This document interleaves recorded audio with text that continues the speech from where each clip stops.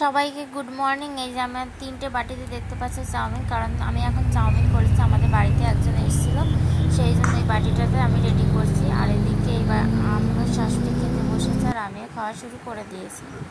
চলো এবার দেখে নিই আমি চাউমিনটা কীভাবে করলাম, সেই রেসিপিটাই তোমাদের সাথে শেয়ার করব।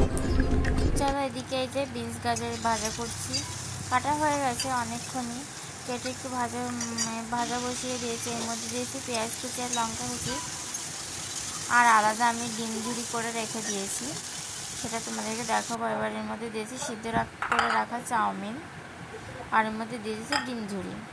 আমি কিন্তু এটাই হলুদ দেবো না, একটু সামান্য লবণ দিচ্ছি, কারণ আমাদের বাড়িতে কেউ হলুদ খায় না। সেই জন্য আমি যখনই কোনো চাউমিন করি না কেন এখানে কোনো হলুদই ব্যবহার করি না।